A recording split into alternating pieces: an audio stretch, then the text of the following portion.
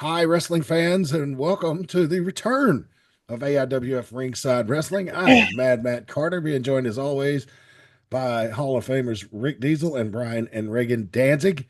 Good to have you along. Hey, if you're watching there on YouTube, please do me a favor, like this video, subscribe to the AIWF Ringside Wrestling channel, and ring the bell to get notifications whenever we post a new video.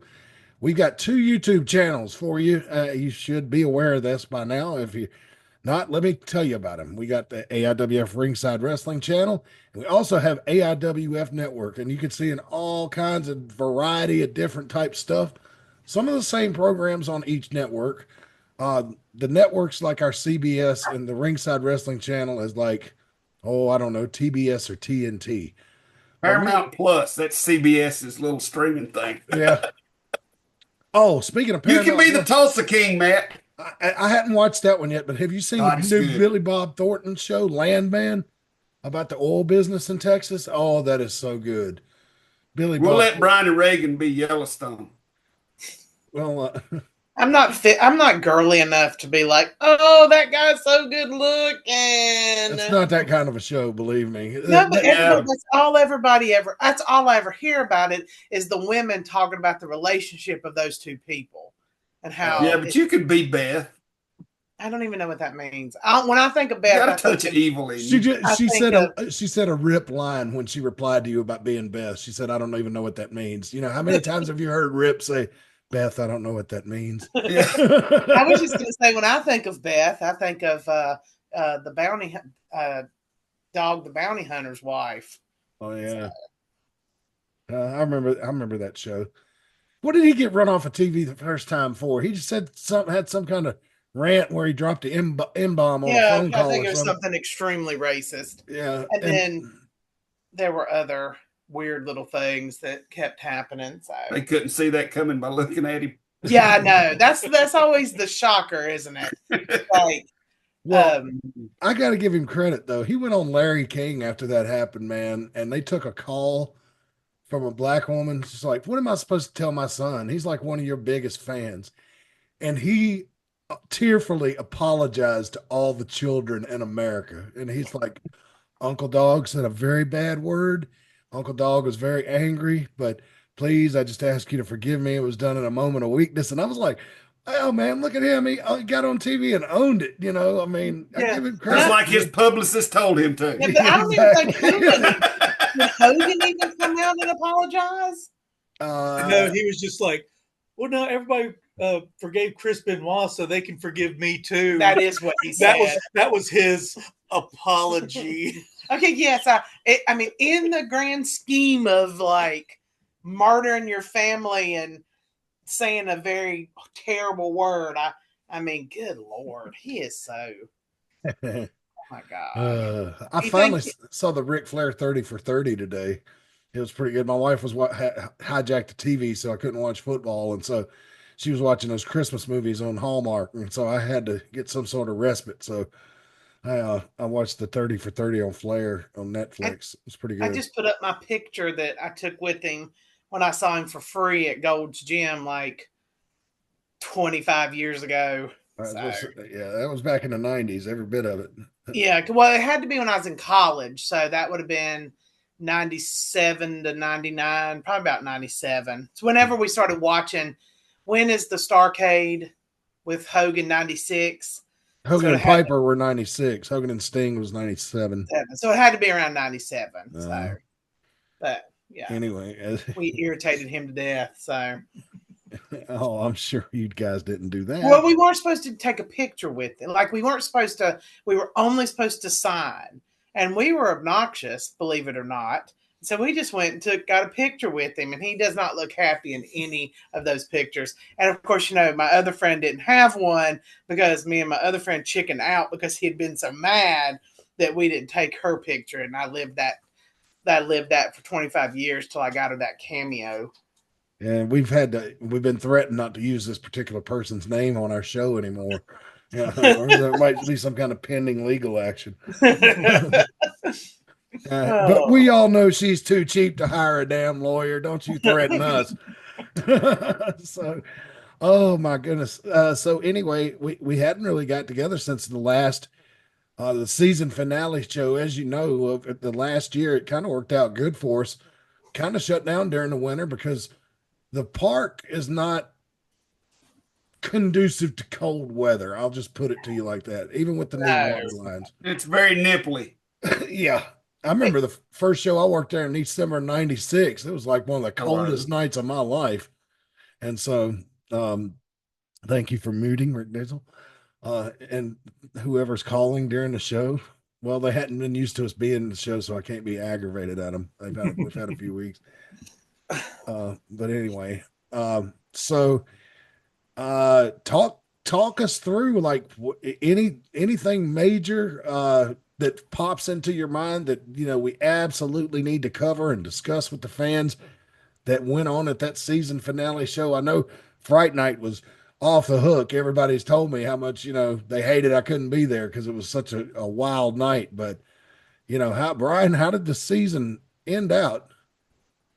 That was crazy. It ended crazy. It ended with the big Thanksgiving turkey brawl. Oh my God! And then that came to me in a dream. The concept of that match. That was. I didn't know till after it happened it was a nightmare. Well, you gotta give things a try, but it was definitely an experience.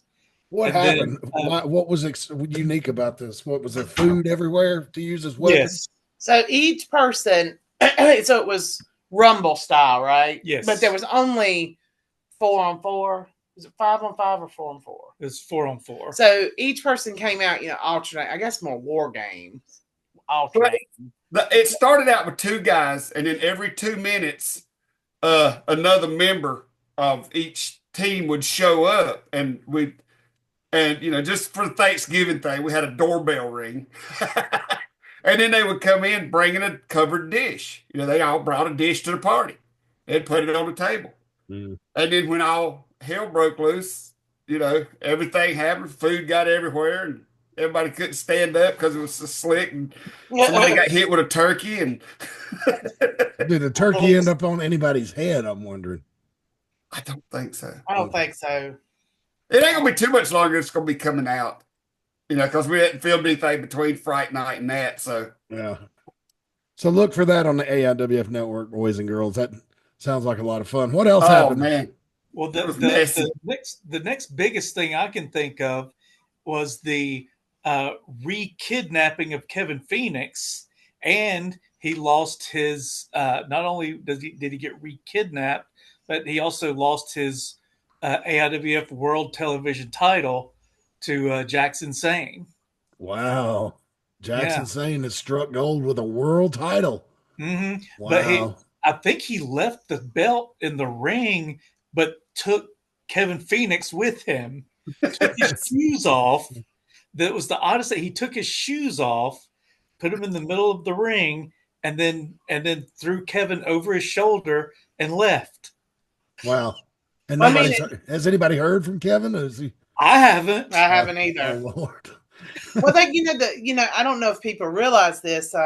It's symbolic in wrestling. If it's your last match, you take off your boots and you leave them in the middle of the ring. Mm-hmm.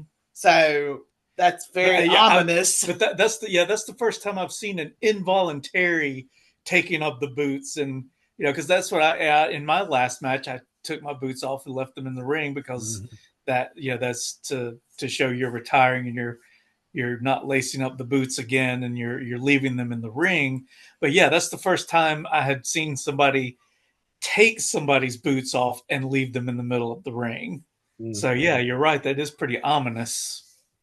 Wow. Okay. Well, we can only hope he comes back a snake and rat expert because Jezebel, she likes those pets. Mm-hmm. So, but anyway, I just don't want him to come back in a chef's hat and an apron. There was a video that was floating around on the interwebs of Luscious Kevin taking some liberties with a pie I don't think it made it to the AIWF page, but I hope not. Like American no, Pie? that's just Kevin. Oh my God, I meant Kevin Phoenix. Oh, Jeez Louise. Oh my God. And so we're talking about like the scene from American Pie, right? Well, that's what you couldn't see. I mean, you just saw from the back, but that's what I would assume. Like I said, it was never an officially released anything. I think it just made it around to a few people. So Remember the old expression, one of these days that boy's going to catch something that Clorox can't take off. And it certainly comes to mind here. Well, anyway, so the schedule, I guess, for 2025 will be coming out whenever everybody gets dates lined up and all that kind of stuff. Can you, when well, can we know, expect that? as of right now, we know that March 1st and 2nd is the anniversary show. Okay. So that's our next one, March 1st and 2nd. So if you can't come and see us, but there are other independents operating in your local area, be sure to, go check out wrestling whenever it's close to you, especially on the independent level. These wrestlers need every ticket you can buy and every dime you could spare on merchandise. That's for sure, because it's not cheap to be an independent wrestler. Which brings me to this. We hadn't got to discuss this. We've discussed it a little bit in text messages going back and forth, but a few weeks ago, and I think we covered it in our last show a little bit, the WWE ID program is launched, and they're going to be working with different independents across the country, mainly run by their people, right? Let's be honest. I mean, one of them Seth Rollins, one of them is Booker T's. So, nepotism aside, and, I've been a beneficiary of nepotism a few times throughout my life, so I ain't mad at them for doing that, to trying to keep everything in-house. But Triple H made comments the other night at the press conference after the Survivor Series that instead of just picking athletes out of college and bringing them into the Performance Center, this will give the people who maybe didn't play college sports or got into wrestling on an independent level, this will give them an opportunity to shine. We know Jackson Drake is one of them that was picked that we've seen come through the territory. And there was another one, wasn't it? That's been through the Mid Atlantic that was picked for that program, wasn't it? Announced. I kept up because it's fizzling out pretty quick, I think. Yeah, that's the thing. Is like you saw a lot of people, there for a while. You were seeing like a person a day or so much.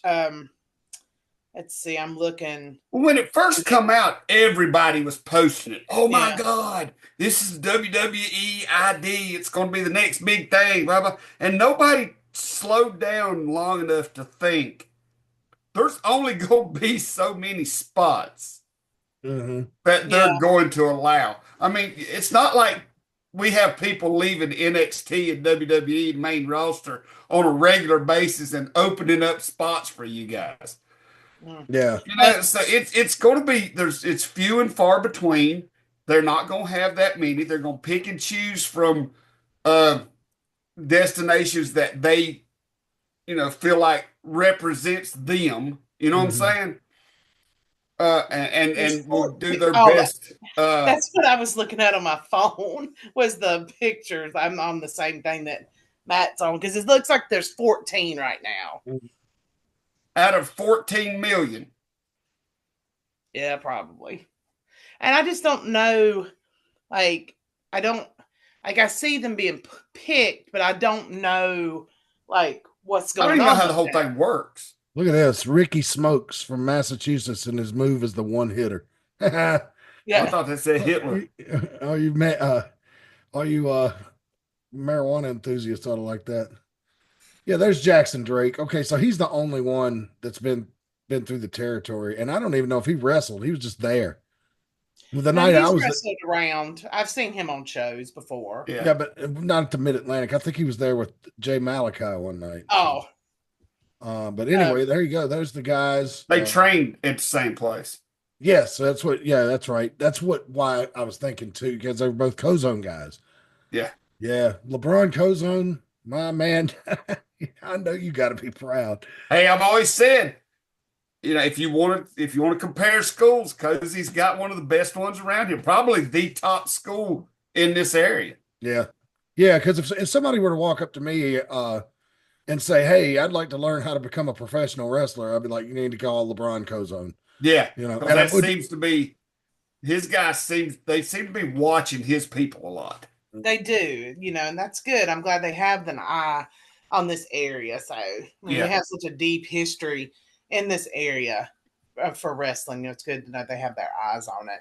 But like I said, like I'm not sure like what happens next with it. Like I don't understand how the whole thing works. Matt, you keep up with stuff like this. well, how does it work? I can just I'll refer. Let's just go. Let's take a look at the website because they have different tabs up here. So look here. This is the. I guess they're using Alexa Bliss as an example. Recruit, Looks try like one of out. the porn sites I used to go to. Oh well. Recruit, try out, relocate to Orlando, Florida, attend rookie orientation, train. Daily in-ring training, professional development classes, live events, domestic and international. Superstar, NXT TV debut, Raw SmackDown Live debut, WrestleMania. So you can go from 0 to millionaire WrestleMania main event in 9 easy steps. Well, what's that got to do with the ID program? This is the ID's website. This is, you said, how does it work? So, and this is the journey. That's the tab I clicked on. Wait, no, that is just. No, I don't. Is that just random? This whole website is for the recruiting part. There's only one part for the ID part. Oh. I see it right there. Yeah. What is that? It says will provide the most prominent independent wrestling schools in the U.S. with the WWE ID, with the goal of guiding new trainees and existing talent at these select institutions with enhanced developmental opportunities. WWE. What does that mean? They're gonna get Cozone a new ring? They're going to be support their developmental journey, give fans the opportunity to follow the paths of these standout prospects on the indie scene through curated behind the scenes content, as well as highlights and matches showcased across WWE's social platforms. So they're doing internet dark matches with them. I mean, I'm not saying that in like an insulting. I'm just trying to figure out like how that's. It's what it sounds like. I don't understand how it's going. Well, they go like if Jackson Drake works on some show in Charlotte, they're gonna send a camera crew to here to film his match, or has he got to film it on his iPhone and send it to them? I mean, it makes it sound like they're going to the schools and making and filming them training at the schools. I don't know. Yeah, to kind of document the journey. Because what it seems like to me, it's not a one-to-one comparison, but it almost seems like they want to have several Ohio valleys where they develop their talent. But my thing is, they need, even if they do have these college level athletes. I mean, you may be athletic, but you still have to learn how to be a professional wrestler. Mm-hmm. Your skill may not. It may translate well to wrestling, but it may not, or it's not a one-to-one. So I would like to see all of their talent go to one of these schools to and get some experience in front of some small crowds and hone their craft that way. Well, is somebody with the WWE runs every one of those schools he's showing out there? Pretty I much. think it's they're letting. I think they're going to give them guidance. The people. That's what it seems like to me. They're going to give these guys advice on training and what it is that they're looking for. But I wonder if you have a shot at all if you don't go to one of these schools right here. I wouldn't think so. I think if you want, to say that you would have no chance, I wouldn't say that. But if you are serious about wanting to go to WWE, then you need to train at one of these schools. Yeah, because that's their eyes. How you get there is up to you. Their eyes are going to get on you at one point if you stay at it and stay in that school. All right, so Jackson Drake, for example, let's use him because he's a local guy. He's located in Greensboro, right? So Right. yeah, they discovered him and put him under the program at Cozone School, but they're probably going to send him, I would guess, to Atlanta to the Nightmare Factory, because that would be the closest school. Because he sure wouldn't go to Knock X Pro Academy. That's out in Southern California, right? Right. So it seems like to me that they would probably send him to the Nightmare Factory. And that's evidently in that one you was just talking about, Knox X. That's the Fatoos. Yeah. It's just interesting because I do want to see how it plays out. Like I feel like you said, we heard a lot about it, and then I haven't heard about it much since that last announcement of Jackson Drake. But I don't know if he was the last one, if he was just the last one I noticed, because like I said, he was a local guy. But I'm curious to see how it works, because if it's true that they're going to start showing like it didn't say backstage, but like their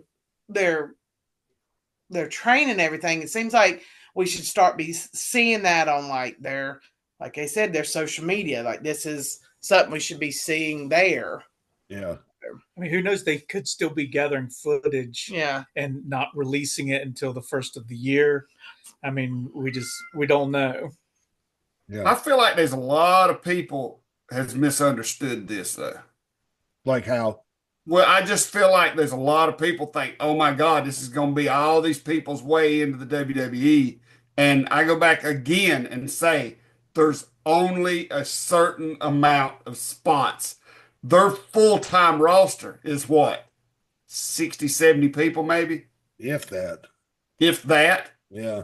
So, I mean, and it's like a lot of people sign with WWE for years. So, I mean, I don't know. And the only way that these guys will really have a shot is if they really, really stand out and they bring them into NXT. But NXT is so bad to just have blanket, contract cancellations and just getting rid of people by the dozens. Yeah. It's like, okay, we're cleaning the locker room out and starting over. So, I mean, that's actually eased up since Vince is not there anymore. They don't just. I mean, we've seen the return of Wendy Chu, which I thought would never happen. But because there's going to be a Tough Enough type show somewhere. I just saw the announcement for it. It's got Mickey James and the Bubba Ray, and I'm trying to think and the Undertaker, and it's supposed to be like a similar to a Tough Enough show, but I don't remember on what thing you would think, like where is, if they're going to start like a Tough Enough competition, where are they putting this ID prospect in that kind of chunk? Does that, I think it would be its own separate thing. Yeah. Yeah. I think they're just looking for programming. Well, I I mean, mean, they're a media company now more than they are a wrestling company. Yeah. And they're just looking for anything they can develop a program off of that they can get people to click and watch. Yeah. And I feel like there's this already is just so much. another one. Yeah. They'll pick a few to run through NXT for, 6 or 8 months and then say, okay, we don't need you no more. Mm-hmm. It'll help them when they come out of NXT. For a little while, they'll get some indie bookings. Yeah, I mean, unless they just do amazing, there's no spots. There's no spots available in WWE. No. It says this new show is going to be called. It's going to be on A&E, WWE LFG, Legends and Future Greats, similar to the old school WWE Tough Enough reality show. Well, I'll let y'all watch and review that. There's too much. I have to watch too much wrestling as it is right now. I'm just curious, because I don't know. I don't know. I will be interested to see, is this are these wrestling schools like the D1 of football, college football? Like that's where you go to so you can even get the chance to feed in to it? That's what it seems like they're setting up. It's just a feeder system like every other sport. Every one of them is going to be developmental schools. Mm-hmm. For them. Right, but again, it's WWE. They are looking for talent, and they want the best of it. They're streamlining it basically. They want to, if you're serious about this, you go to one of these schools, and if you're good enough, we'll give you a chance. Because to me, I think it's a great idea because I'm happy that they're looking at the indies now. Right. For a really long time. Yeah, I agree there. That for a long time, Matt, correct me if I'm wrong, they were doing a lot of stuff with like athletes and things like that and putting them through the performance center and then, like pushing them out as wrestlers. So it was like they weren't even looking at wrestlers for a really long time. They were looking for athletes. The last few years events, performance center now? The last few years events, that was what the MO was. Indie guys very rarely got a shot. They were recruiting people right out of college. Like, say you were, a decent college football player, but not good enough to go to the NFL. WWE come knocking. Hey, would you still like to do a contact sport for a living? That's a little bit easier on the body than football, but you still get that bang. So like Wahoo. I mean, Wahoo. Everybody says Wahoo played in the NFL. Yes, he did play in the NFL, but only for a few years and like for 3 different teams. And while he was in the NFL, he was wrestling during the off season. Right. So, he had to. Yeah. Yeah. Back then, the NFL, you had to have a gig in the off season because you didn't make enough money. And so Wahoo wasn't the greatest football player, but he discovered wrestling and was like, hey, and he did way better in wrestling than he did in the NFL. So, and Wahoo was a hell of an athlete. Just some of the things. Again, I ask again, do you think they'll end up if this works, think they'll end up getting rid of the Performance Center? No. Why? No, it'll be a step towards the Performance Center. Yeah. Because it almost sounds like they'll give you your training at these schools. Yeah, but they're going to bring that. What else can they teach you? What else can they teach you if they're going to give these schools the tools to teach you everything you need? Well, you can only teach them so much at the schools, right? Right. The school's going to teach the basics. They're going to teach the basics, the fundamentals, and they're going to say, okay, they're good at this level. Let's see if they can take it up to the WWE level. Graduate school. Think they can. Then they'll take them to the Performance Center. Yeah. Yeah. Anybody got any ideas on why they've snubbed Al Snow in this? Honestly, I mean, after I watched that documentary, I mean, I don't. What is that? Ohio Valley Wrestling? It's like that's in their past, and they're and it's in the past, and they're moving on. And really, they're like there's not a lot of. There's young talent there, but there's not like a lot of they have a lot of older guys who've been doing it for a while, But don't Al run a school? He's got that training center. He's got that training academy up there. I mean, he's actually, he aligned himself with a college or something, didn't he? I don't know. Well, but see, all those training schools are people that are owned by people that are deeply embedded in WWE. Al's been gone from WWE for 20 years. Yeah. So that was kind of my question. I mean, right now, Al Snow is the biggest independent, you know what I'm saying? One of the biggest independents out there. I would say the NWA is the biggest independent. I'm saying he's one of the biggest. I mean, everybody talks about OVW, wow. And they got that documentary. Well, that documentary did more to expose them as being just like ordinary independent to me because they sold 68 pay-per-views. Well, Billy Corgan at that last one they did where they had Vandersmuk pretending to do cocaine, that only did like between 200 and 300 buys. So even the top level independents can't sell pay-per-views. That's why we show you stuff for free on YouTube, guys, because we discovered this 5-10 years ago. What you're saying is Al Snow is not, even though, Netflix or whatever took a liking to him and they done a documentary and all this stuff, then he's not. Al Snow's got to accept that he's not what WWE's looking for in somebody who trains people. I don't even know from what I've read and seen if that would be something he would even. I mean, I don't know, because he talks about in several different things about why he jobbed for them for so long and everything, And I just, because there's plenty of other schools out there that are run by former names. I mean, can't you say the same thing? I mean, not knocking. I don't want you to think I'm knocking anybody, but we have several schools in North Carolina that are run by former names that turn out really good wrestlers. Well, no, look, I love George South. I'm not talking about George South. I am. Hang on a second. I like George South, and I have helped him carry. Everybody knows when he shows up at a show, he has usually about 4 tables worth of merchandise. 2 Table George. Yeah, 2 Table George. And when I see him open up the back of his truck or his van or whatever he's driving, I have gone over and grabbed a tote because it's so much stuff. I just know the guy needs some help. You know, I mean, you're worried he's gonna have a heart attack. Yes, that's what it is. And he usually only brings like one person with him. So, and I admire a man that is frugal. So, I respect that. But George, I mean, for all George did, George was very good. He had a nice snap to his moves. He was a decent fundamental wrestler in the 80s. But all he did was jobs. I mean, he always lost. To me, George don't have any credibility as a trainer because all he ever done was lose until he got some promoters that he got in with that pushed him. You know what I'm saying? But does he even have a school anymore? I don't think he does.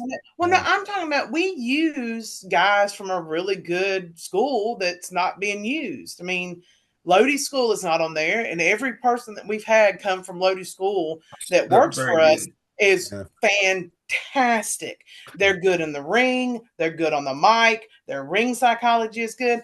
I think it's just like you have to pick and choose which ones you want to do because, I mean, good Lord, Alex Wright has one in Germany. Why not have him in Europe?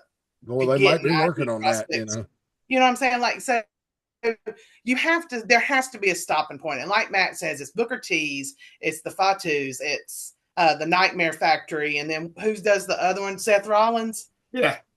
And so it's just like, like we were saying with D1 football, not every college football career is going to go to the NFL. So NFL looks at mostly D1 schools. So, will they get people from Appalachian State or something, or something like I don't know, is Appalachian D1? Yeah, yes, they are. Okay, so I'm trying to think one that's not. You're going to piss off a lot of this audience, Reagan. You got to be careful talking about. Well, I'm trying to say the only reason I know anything about this is I work with a teacher whose son is at a D1 school now, and give me one that's not a D1 school, Matt. Football. What, around here? Yeah. Elon. So, yes. So maybe they'll see somebody play at Elon and like, hey, we need to see how, and give them a training or bring them in, whatever they do. So you'll be seen places, but you're more than likely to be seen at the D1 schools. Mm-hmm. So it's the same thing. It's like Matt said at the beginning. It's basically nepotism. Yeah. And there's nothing wrong with that. As of right now, yeah, but that's how Hollywood works. That's the only way they work. And who are you going to trust the most? If guys who are in the WWE are training people, if I were the WWE, that's who I would go to. Yeah. That's kind of was my point. You know what I'm saying? When I brought all that up is they are going to overlook the Al Snows and the Rudy Gonzalez's and guys like that. What about Richards, Jacobs? I just don't think they got around to them yet. Okay. I think they will. Corrected. Elon is a Division 1A. They are a Division 1 school. Sorry about that. I spoke before I Googled. I was just trying to think. It's like I said, the only reason I know is because one of the people I work with, her son got accepted and plays at Arkansas or someplace like that. So, but anyway, that's the only reason I know anything about that. So, a non-D1 school locally, Winston-Salem State. Oh, okay. They're Division 2. You'll still see every once in a while somebody from that, so they'll see you, but they won't be looking. Does that make sense? Like, yeah. And that's what it is. Yeah, that's sure regional too. Yeah.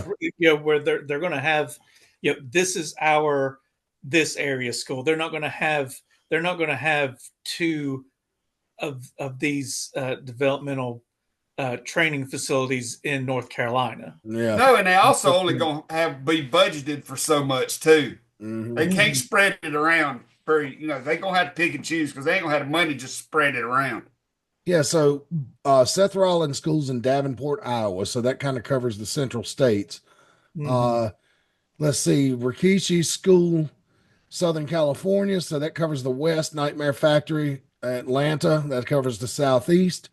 Elite Pro Wrestling Training Center is the northeast. Mike Hollow and Scott Reed, and then Reality of Wrestling, Booker T, that's Houston. So okay, I was getting ready to say who's in Texas. Yeah, that's Booker T. So they got most of the country covered now. That may not be why they need Glenn Jacobs and Tom Pritchard, because like we got one in Atlanta, got one in Iowa right to your west. We got one in the just keep doing what y'all are doing. I mean, yeah. Well, that and Tom Pritchard, I mean, is a phenomenal wrestler, but his is an older style that I don't know how well would translate into WWE now. I mean, they're looking for that new, faster paced style. Mm-hmm. And so, and if Tom Pritchard and Kane are training you, I mean, you're going to learn how to wrestle, but are you going to learn the current WWE style? Yeah, because who are you going to want to go with? You're going to want to go with the people who've had their hand in WWE in recently. This modern era. Yeah. Well, I mean, Kane didn't retire until a few years ago. So, well, he's also the mayor of Knox County, Tennessee, too. And their political connections might cause heat too. Yeah, that's true. But they might be trying to avoid that. And I can't get past the fact that when Tom Pritchard does a promo, he sounds just like Roddy Piper. He does. He does. It is freaking weird, man. That's one of the most enduring things about his promos. When I'd never even heard of him till he came on Smoky Mountain, and the first time he opened his mouth up, I was like, "Oh my God, man!" It's like, and then this is his thing too with that hair. See, none of Cornette's people had ever really talked before, And so when Tom Pritchard was there, we knew Stan Lane could talk. He had a radio DJ voice, we knew that from Crockett era. But now that he's got two guys that can talk, oh my God, that was hilarious. I remember Stan had the thing with the earmuffs, and he was playing like it, and any time any fans screamed real loud, it hurt his ears. And he would, I remember that. And he was not the first one to do that, according to Cornette. Cornette said on his podcast one time who they stole that from. It was somebody like back in the 60s and the 70s. But I love that bit. And I also love that, and I love a bad guy who does not know they're a bad guy, like the honky tonk man, Bo Dallas. I mean, I love you. The people are just thank you, and they're booing him. But you know who does that very poorly? Who's that? Jericho. Does that. So his new, I don't know. Like I said, I quit watching AEW because it's terrible. He's doing that learning tree thing, and that's his. Like, oh, thank you so much. I'm here for you, but he's still the heel, but his isn't as successful in my opinion. Well, Jericho's got no guidance. Over the top. Yeah, and see, that's the thing, man. The inmates are running the asylum over there. Yeah. So they got no guidance, and Tony don't want to tell him no, bless his heart. Right. I think that was just a hugger. Bobby Lashley on a pay-per-view that just now said Tony wants to be everybody's friend and wants to make everybody happy. And everybody can't be a champion and everybody can't be happy. And he said that, and he just has shown up in AEW within the last 2 months. Mm-hmm. Yeah, and kudos to Bobby Lashley for that reporter trying to get him, trying to bait him into saying something bad about WWE by lack of people of color champions or whatever. And Bobby Lashley shut that shit down and was like, hey, good for him. Those barriers have been broken long ago. Don't even try it. We don't say black champion anymore. We just say champion. And I was like, yeah, and when like WWE, they are a billion-dollar corporation. They care about their bottom line. Mm-hmm. Right. If they don't, if the color of your skin, if you having the belt is going to bring them money, they're going to put that belt on you. That's right. They don't care what color you are as long as you don't put them in the red. Yeah, as long as you're delivering green, that's the only color they want. Exactly. Yeah, and keep in mind here too, let's remember, before anybody gets the urge to trash them, Rocky Johnson and Tony Atlas were black tag team champions in the early 80s up there. So you ain't, that don't fly. And it's just somebody trying to get Bobby with a gotcha question. And I can tell you something, you little internet marks, he's way smarter than you are. He is a highly intelligent individual, and you would fuck around and find out if you ask him stupid questions. So, and that's kind of what I enjoyed when CM Punk was in AEW. Like, I looked so forward to the press conferences because all it would take was one stupid question. and he was just like, and MJF's the same way at those press conferences, if they say anything sideways to him. Hey, speaking of MJF, did you see the video floating around a couple of weeks ago where some guy tried to, at a meet and greet, handed him a WWE belt to pose with? He held it up like this, and then he held it like it was like a. I love a wrestler who stays in gimmick during meet and greets. Like, I heard like over the WrestleCade weekend that Toni Storm did that. She stayed in her gimmick the whole time. Yeah. So I think that's fun and good. Well, and especially when you have such such a memorable gimmick, that's what people are there to see. Like MJF, if you go up to him and had him sign something and he was nice to you, you'd be like, "What the hell?" Yeah, I want MJF ruin the experience. I want him to be mean to me. Yeah. That's what I like about him. Yeah, now if they're retired bad guy wrestler, they can be nice. Oh yeah, active. Well, and it depends on the gimmick. Mm-hmm. Like if you're just a regular heel, you can be nice. But like I said, if you're if you're current and that is your whole shtick, is that people love you because of how mean you are, then that's what you need to give them. Yeah, MJF is quite the old school individual, and they say he's only like 5'8", but he's in great shape, and I think he should stay right where he's at, honestly, because if he went to WWE right now, he'd get lost. There's too many stars. There's just too many stars. I think he's smart enough to know that too. Mm-hmm. Oh yeah, I think that's why he would have gone. He would have already gone. And because Tony Khan probably paid him, way more than he could have got from WWE. Mm-hmm. Because we know Tony Khan overpays for talent. I mean, it's just it's no secret. But anyway, but yeah, I enjoyed that. I enjoyed seeing that, and but Toni Storm, she's scary. I love her. I honestly believe that I could imagine her doing that gimmick, staying in character at the grocery store. What's so funny now is she has put out that she's retiring, and so people are done. Not I don't say done. That's on me. They think she's really retiring. They don't understand that she's working her angle. Because she said that her injury was she had a torn labia. What's that? Huh? A torn labia? She's married, Matt. Huh? We don't have to know the names of it. Oh. You don't have to know the names to it. I'm sorry. It goes back to that porn site I was talking about earlier. It was an educational porn site. I would quickly Google educational labia. And it tell you what it is, Matt. I don't pay attention to stuff. Well, to save the embarrassment of Reagan having to explain it to you, just Google it right quick, man. How do you spell it? LABIA. And I don't want to say what it's called in the vernacular. Well, I hope there's pictures.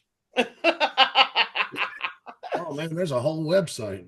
Be careful what you click on. It might be the same one I was talking about. No, this is a health website. Oh, no.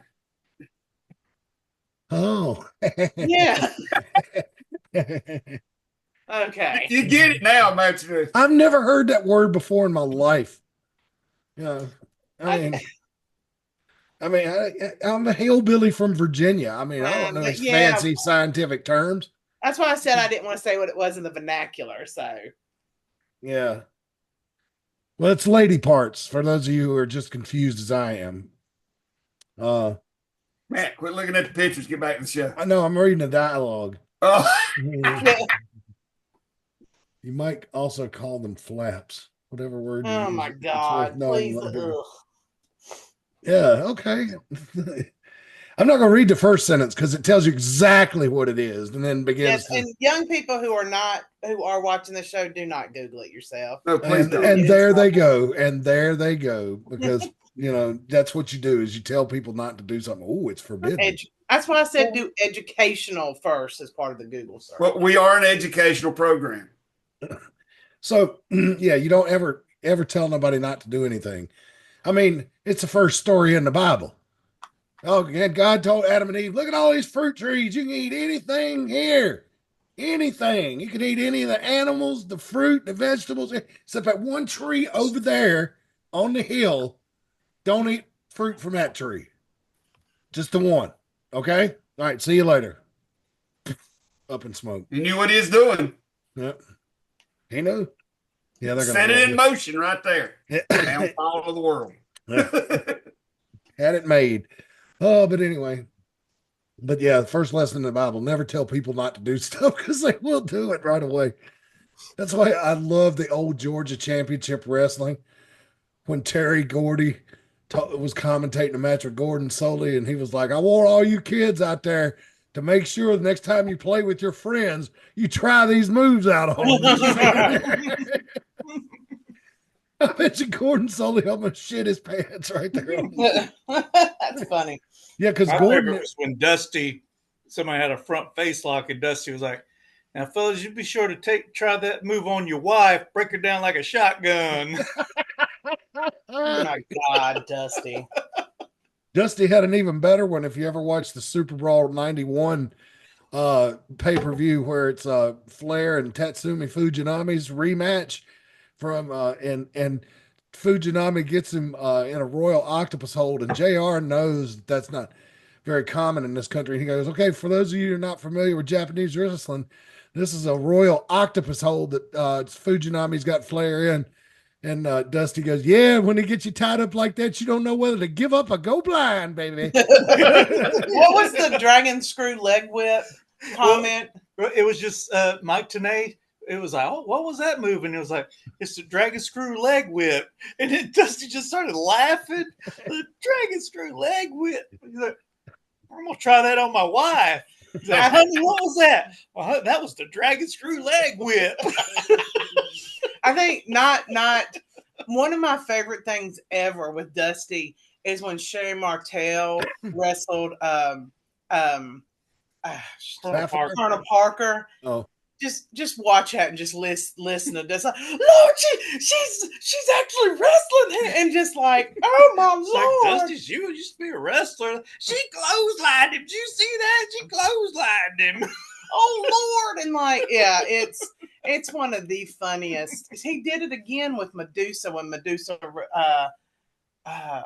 was it against the Japanese guy. Sonny Ono, but the best was the Sherry Martel. Like he just could not get over it. It was funny.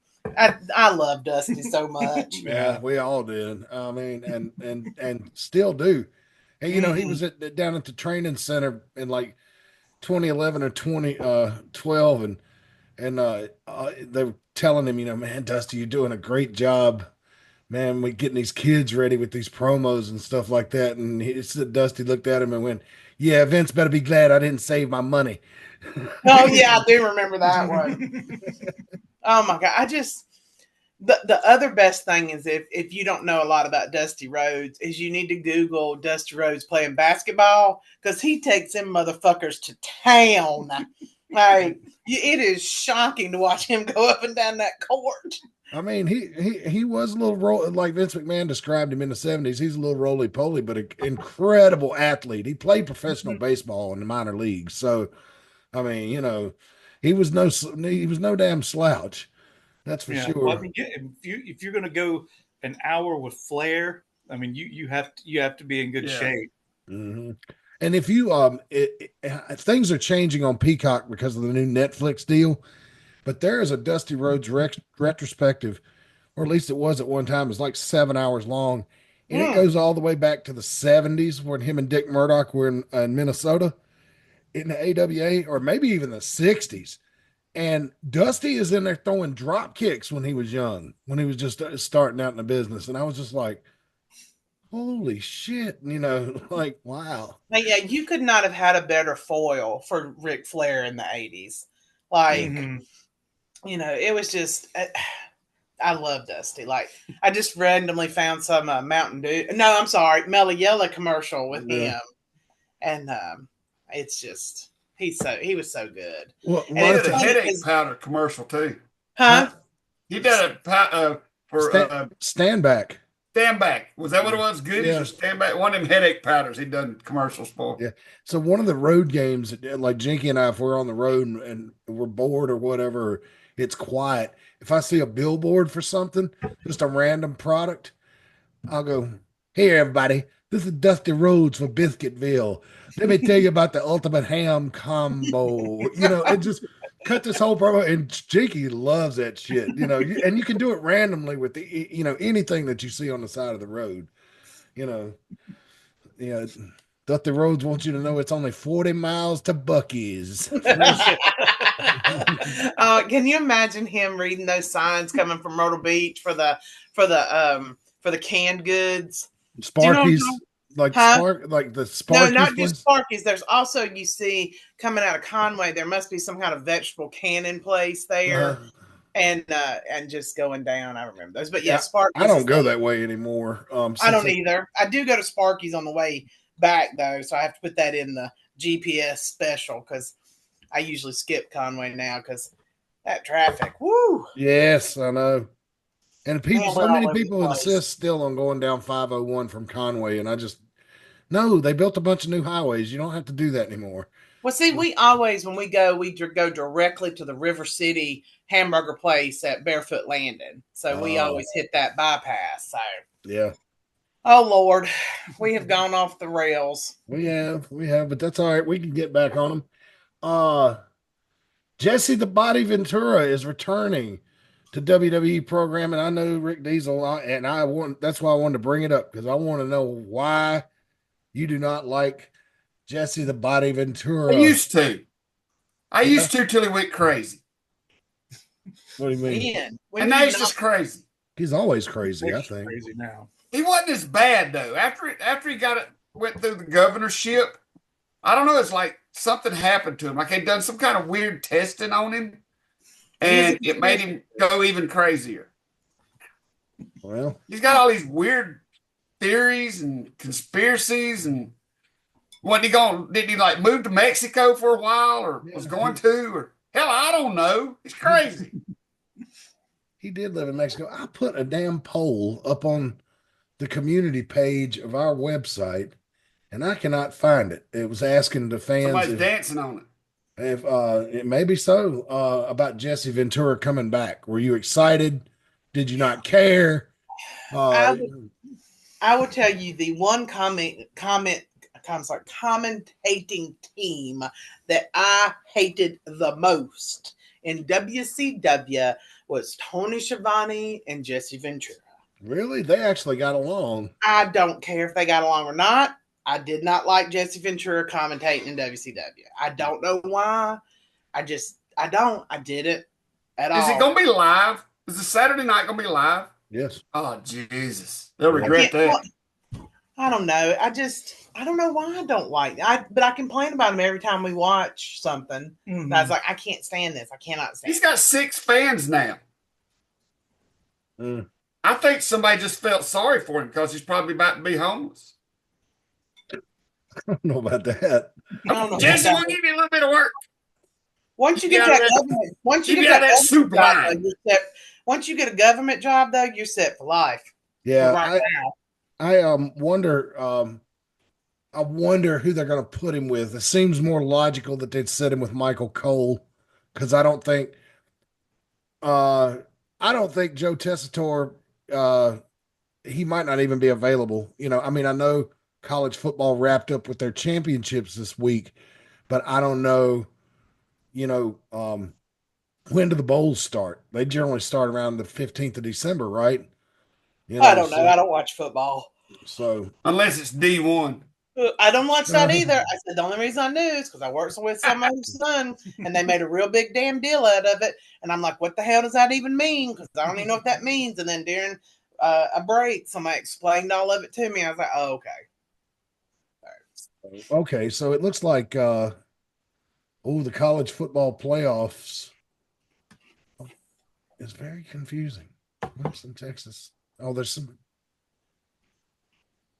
play-in games. Oh my goodness, I'm gonna have to look at it. It says first round December 20th through the 21st for the college football playoffs, but I don't think that includes all the bowl games, because it doesn't list bowl games in any of these first.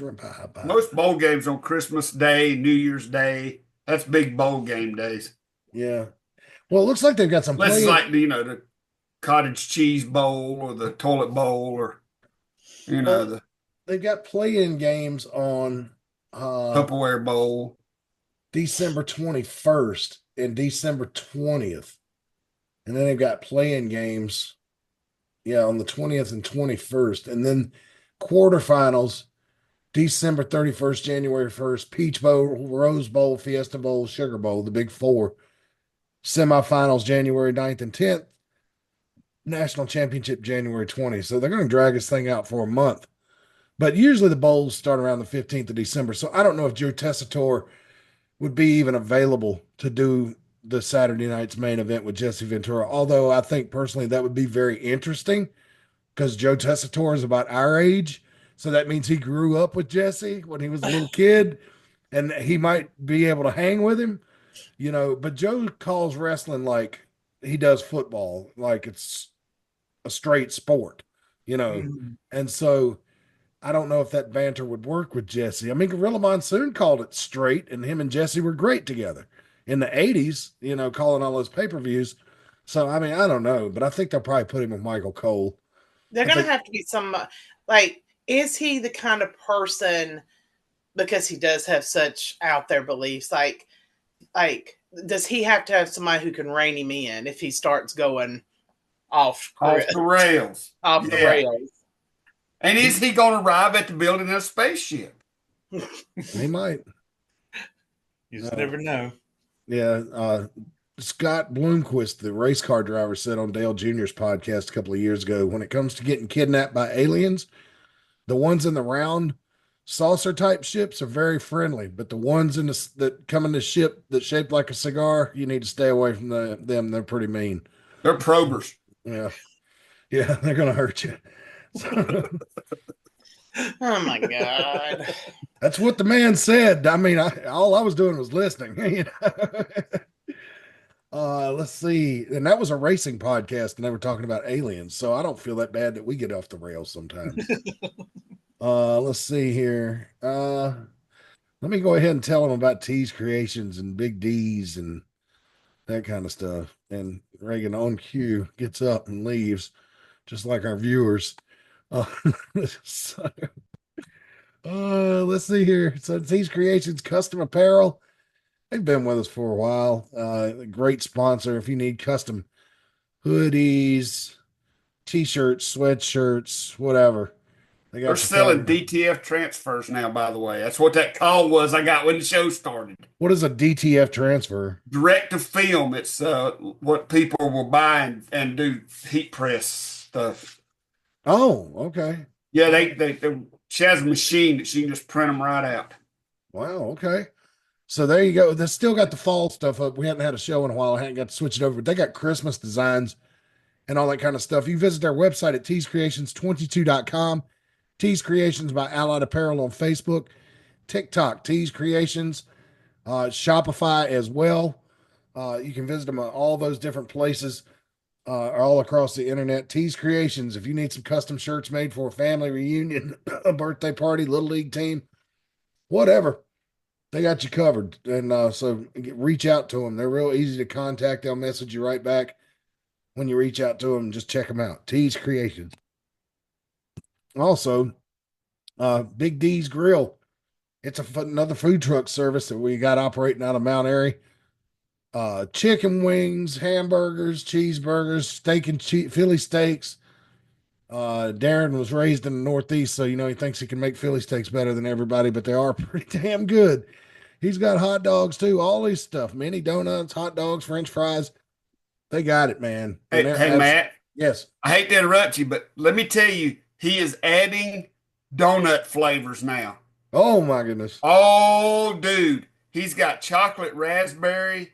He's got one that he calls hot chocolate or hot cocoa or something like that. Mm-hmm. He has added like 6 or 8 new flavors. He's got one that's like chocolate and coconut. Tastes like a Mounds bar. So, yeah, if you see Big D's, follow them on Facebook and just check out some of their new donut stuff. It's pretty amazing. Wow. Okay. So Big D's Grill expanding into different varieties of mini donuts. Some good hot chocolate donuts would be pretty good right about now. That would hit the spot. So, yeah, check them out. Big D's Grill. Follow them on social, on Facebook especially, and check them out there. Good food, good food. And do we know if they're going to be anywhere this week, Rick Diesel? Guess not.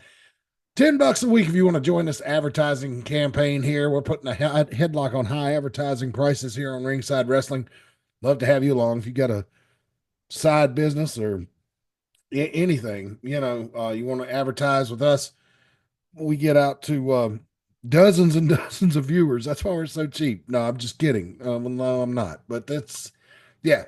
But it's only $10 a week. And if we don't do a show, we're not going to bill you. So if we take 2 or 3 weeks off like we just did for family related health stuff, we're not going to send you a bill for that. It's $10 a week, $10 a month, every four reads, $10 is about as cheap as an advertising deal as you can get. Let's see here. So Saturday night's main event's coming up this Saturday night. Jesse the Body Ventura is coming back. The main event is going to be Kevin Owens against Cody Rhodes. So they've done this before on pay-per-view, but they were friends. Now they're bitter enemies. So I think it should be very interesting. But what do you guys think about Saturday night's main event coming back? I mean, I know for those of us that as a kid that watched in the 80s, this is a pretty big deal to me. I mean, they had one special back around 2009, 2010, somewhere around in there. But it was just like a regular episode of Raw or SmackDown. There wasn't anything different about it, And it got big ratings. I mean, I remember the people at CBS being very angry at NBC for putting up something against March Madness. Like Greg Gumbel was talking shit.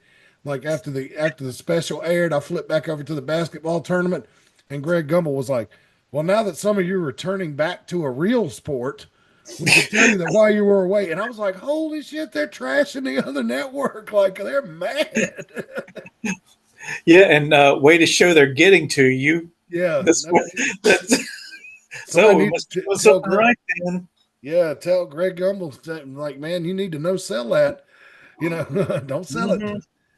But yeah, so they've sold a lot of tickets to it. The building's almost full. The last time I checked WrestleTix, they were only like about 250 short of a full sellout. So, wow. And they're going to be at the old Long Island Coliseum or Long Island Civic Center, most notably home of one of the worst pay-per-views in history, the 1988 Bunkhouse Stampede. If you ever got 2.5 hours just to waste on a whole lot of damn nothing, check out that pay-per-view. I feel bad for anybody that bought that thing. I mean, have you guys ever seen it? I don't think so. Yeah, it's not on the network, is it? Yeah, it is, I think. Oh, okay. Yeah, just type in Bunkhouse Stampede. All right. Yeah, I know Reagan says she likes bad wrestling, boy. Oh wait, what's that? I just sat on my kitten. So what? So here's the card on that pay-per-view. Nikita Koloff defending the television title against Bobby Eaton. Barry Windham against Larry Zbyszko for the Western States Heritage Championship. God, I hated that belt. Ric Flair versus Hawk for the World Heavyweight Championship, in which part of the tape is destroyed, so you miss the middle part of the match. They were only able to salvage the beginning and the end. And then the Bunkhouse Stampede itself, which is inside a cage. So not only do you have to throw them over out of the ring, you got to throw them up over the cage and down the other side. And it's like 5 or 6 guys in there, and that's the card. And the show lasts 2.5 hours. So, oh wow. Yeah. I want to see how they throw somebody. I'm out of frame. Sorry. I want to see how they throw somebody out over top of a cage. Yeah, be interesting. I'm trying to find the link to Saturday night's main event. Oh, here it is. I got it listed here. Saturday, December 14th, 8/7 Central on NBC. I wonder if it's going to be a 2 or 3 hour special.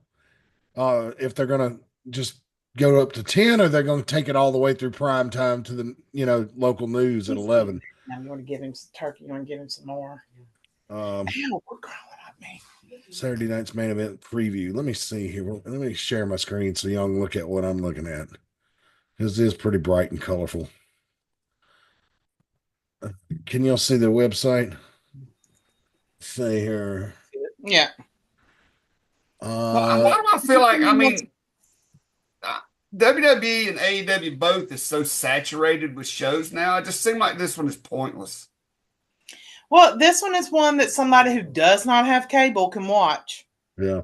I mean, I don't know how many homes don't have cable, but there might be some that just have basic and don't get. I mean, I don't know, because you got Fox. I know that SmackDown's on Fox, but I don't know. Well, then you may get. Oh, SmackDown's not on Fox anymore. That's right. It's not. And you may get people who, like, hey, I haven't watched wrestling in a while. I used to watch this when I was a kid. Let's check it out. Yeah, that's what I'm thinking too. Is and that what was the original theme song? That song. Dun, dun, dun, dun, dun, dun, dun. It's from the 80s. I had it in my Obsession. Music. Yeah, Obsession. Yeah. Mm-hmm. And so so that they're saying they're going to be using that as well as the other theme song. So it's going to be is it just once a month? Like no, it's going to be like once every quarter. Once every quarter, okay. Yeah, through 2025. So, and they are red hot right now. WWE is, even on shows that nothing happens. It seems like all the buildings are full. It's just it's incredible. It's like all the people that went over and helped crowdfund AEW in the beginning at the first All In. After they realized that was going nowhere fast, and then Vince disappeared, they all went back to WWE. So I don't know. What do you guys think? Yeah, I think the combination of Vince leaving and then new blood taking over, I think, has got people who kind of soured on wrestling. I think it brought them back. Because I remember when everybody was all excited when he left the first time, and then he said he was coming back, and everybody was like, "Oh." It's like great. Yeah, I remember sitting watching Raw and SmackDown and being like, man, the action, these athletes are so good. This match is being executed so well. I wish Vince would retire. Yeah. And be like, God, Vince, you've done all you can do. Right. But he's just obsessed with working. You heard he's bought up all these sound stages in Southern California. I mean, do you think he's going to start up some kind of, some sort of entertainment company? He has direct-to-video experience. All of their movies and stuff were those kind. Well, I say direct-to-video because that's the way it used to be called. Like you would just they would make a movie, they'd put it on DVD, they'd put it on Blockbuster, but they'd never release it anywhere. Yeah, in the theater. You know, I guess it'd be direct to streaming now. Yeah. So, you know, he has that kind of experience, and the movies that he made were terrible, but they were the kind of terrible movies that men liked. Do you know what I'm saying? Like, how many of those did we watch at your dad's house? Oh, I'm sure every single one of them. Mm-hmm. Every single one of them. What, like No Holds Barred? No. I'm talking about in like the what was the Randy Orton movies where he was like a the Marine CIA agent? Oh no. I know he was like John Cena, Randy Orton, and the Miz have all been the Marine, right? Yeah, that's what it is. Yeah, it was the Marine. And he did some other ones, I thought, too. Yeah, but you know, they did do one that was good. See, they were involved in one that was good. And I can't remember the name. The one that Kane was good. No, not that one. It was one Halle Berry was in, where she was the 911 operator. I don't know. And the girl was in the trunk of the car. I remember. I never saw it, but I remember that was actually pretty good.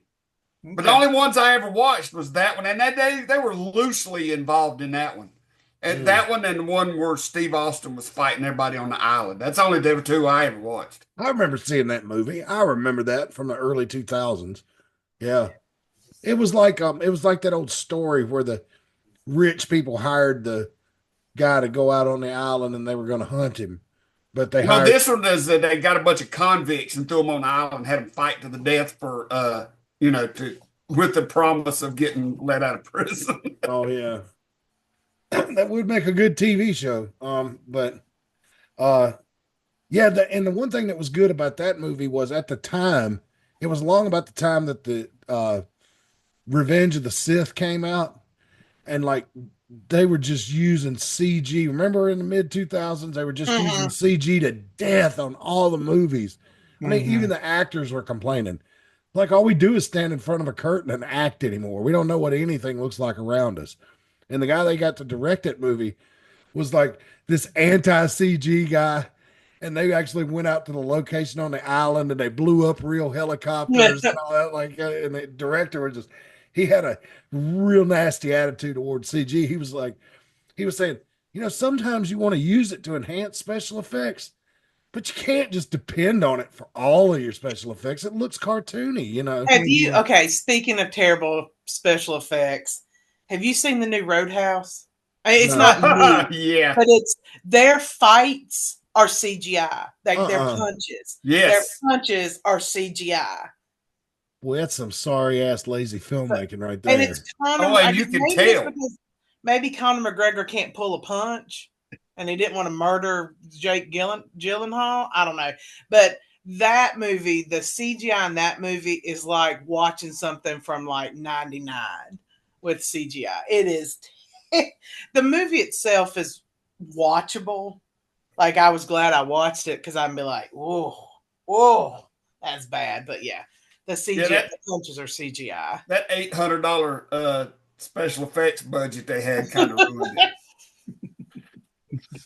it. So anyway, that's kind of wrestling adjacent since it's Conor McGregor. Well, you know what? I visited Hollywood, and I would encourage everybody to do it and take the studio tours as much as you can while you're out there, because there are some really bright and smart and intelligent and hardworking people in Hollywood that bust their ass every day to entertain you and to keep a good job. But a lot of their bosses and people that make the decisions shouldn't be there, and believe me, they don't last long, because in Hollywood you're measured by how much money you draw, and if you don't draw, you ain't gonna stay around there long. I mean, look at Lindsay Lohan.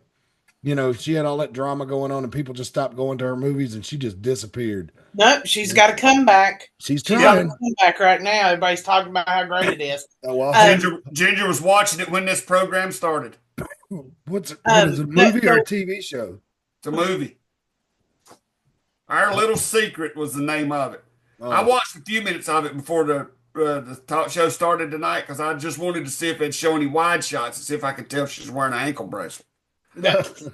Ankle monitor. Yeah, she's They a can chick off the CG old that. block. They can That's for CG sure. that out. Yeah, they said that'd be a good use of CG, right? But anyway, yeah. And for you kids, we know it's called CGI now, but it used to just be CG. It's just like anime, the way that that's evolved. When I was working in a video store in the mid 90s, we called it Japanimation. And then it became Japanime, and then now it's just anime. But I mean, when it first started hitting big on video, we called it Japanimation. There was, and if you said that now, man, some little snowflake would be like, "Oh, that's racist." No, that's location based, my friend. I mean, that's what the cartoon is made. But anyway, so let's see here. Ouch. Stop playing with a cat. She plays with, like, she's on my leg. Hello. Well, Here's my new baby. It seems weird to talk about branch management. Cute cat shot. It seems weird to talk about branch management this time of year because I don't know what good they could do you right now. I mean, other than getting up some leaves, Rick Diesel, or basic yard. We never sold weed. Do y'all clean out gutters? Yes. Yeah, you could get leaves out of the gutters, leaf cleanup. Yeah, nothing. I don't know what's going in the greenhouse right now. Weeds. Not those weeds. Not that kind of weed. Yeah, those weeds. But it was at one time.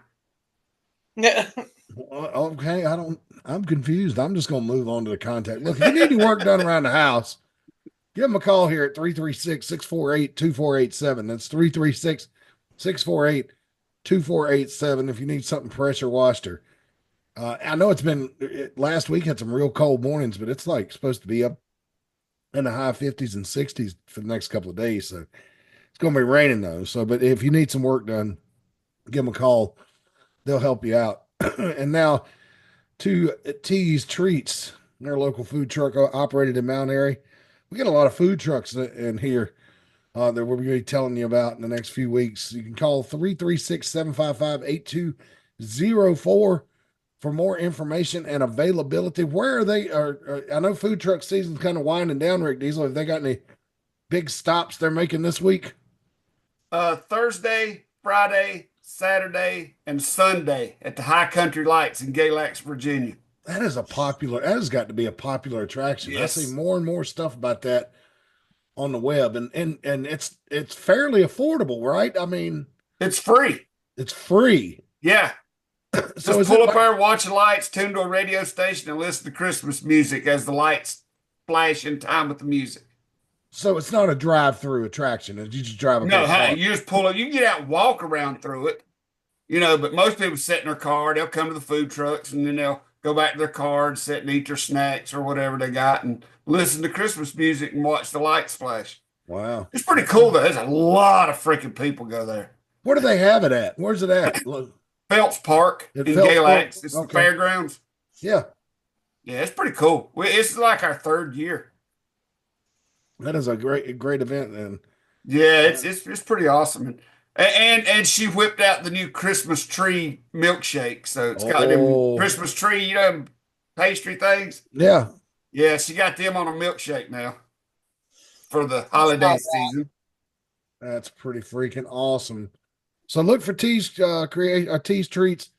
Lord, you can tell it's my first week back. T's Treats at the High Country Lights this coming weekend up in Galax. And last but not least, Secondhand Heroes and Home for Wayward Villains is a gaming store that features collectible toys, retro gaming consoles, and games, as well as free-to-play arcade cabinets, comic books, Magic the Gathering tournaments.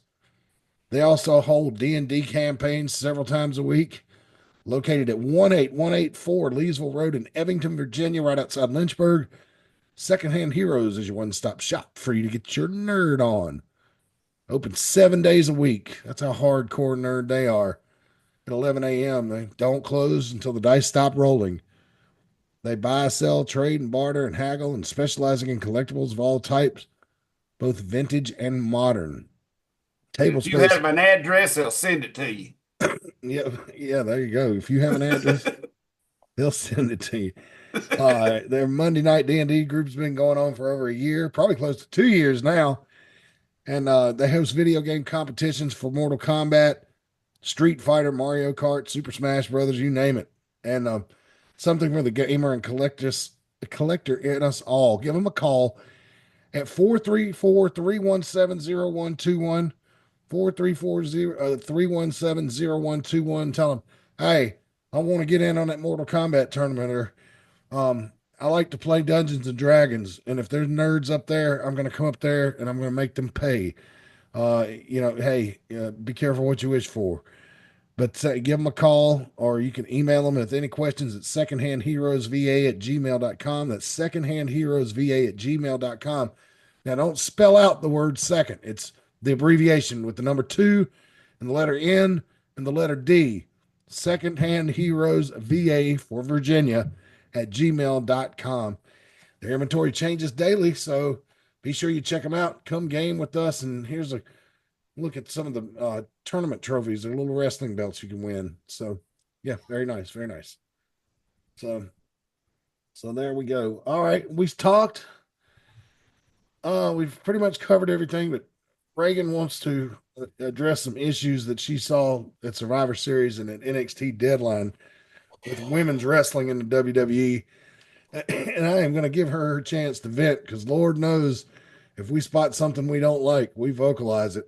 So, Reagan, we started out the Survivor Series. I don't know how many annual Survivor Series it is. It's been going since '87. So it's 3 years younger than WrestleMania, but they've moved to War Games now instead of elimination matches, which I kind of like, because the elimination matches was getting a little bit stale.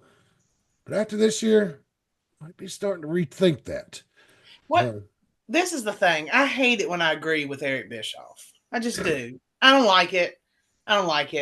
But like, besides the fact that first, I don't know, the Nia Jax chair shots, like those were terrible. And like, this is the thing that I noticed. I'm going to skip through all of this, but this is the one thing I noticed. Very few of those women could get themselves back after a spot went wrong. So like a spot go, because apparently Rodriguez, what is her first name? Raquel Rodriguez was supposed to could not find what she was supposed to get from under the ring. Mm-hmm. So she did, and apparently from it seems that was supposed to be something that was going to be used in a lot of spots. And I just noticed that very few WWE women wrestlers like can get themselves back after a messed up spot. The only two that I saw that did that in that match was Candice LeRae and oh God, what is her? Say her name for me. Ione Sky. Is that right?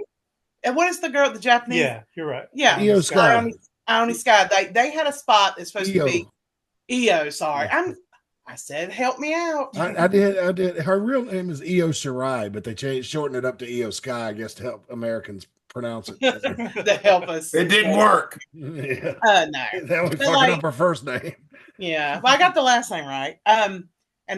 Anyway, so like you could tell that whatever they were supposed to do off the side of the cage got messed up. Like it looked like it was supposed to be a power bomb off of it, or something like that, or a back body, whatever, and it messed up. But they were able to like get it back together and have some really good, spots together and some really good looking sequences and things like that. But like everybody else, like not Rhea Ripley, she did fine, but like just that first group of girls, Bianca Blair, God, I'm calling her Trinity Fatu, and that's not right. That's a real name. Naomi. Yeah. I'm very tired. Naomi and Nia Jax, like they have been telling me over and over and over again how good Bianca Blair is. Like it just gets just down your throat. I have yet to watch a match that she's in where I've been impressed. Mm-hmm. I can't help it. I can't help it. I try, and I'm like, I was really excited to see this War Games with women. I was excited to see it. I did not like the overuse of like tables and chairs and kendo sticks and stuff. I thought it was very strange that every single one of them had to spend 4 minutes looking for a weapon to take into the ring. Mm-hmm. And I'm like, because I said to Brian, I was like, they're saying this is no holds barred. So I understand that they're going, like, to me, there's a difference between no holds barred and no DQ. Like, to me personally. Mm-hmm. Like, so when they just keep saying no holds barred, I'm thinking that, you know, you can give a pile driver, whatever. I don't think that every single person has to have a chair or a kendo stick or a table or this or that for every match. And it seemed like such a waste of time. And it made me feel like, because to me, it seems like a War Games, as somebody that has watched 1,000 War Games in WC, you know, not 1,000, you know what I'm saying? Like, that's a very, they're very, Bischoff said they're very spot heavy. So Yes. if the spot messes up, then the whole thing gets messed up. And you could just see that over and over again with every little botch, every little weird chair shot, every little like thing, you could just see them falling further and further behind. And what that proves to me is these people don't know how to call a match in the ring. They cannot, if their planned spot does not work out, it's like they don't know what to do.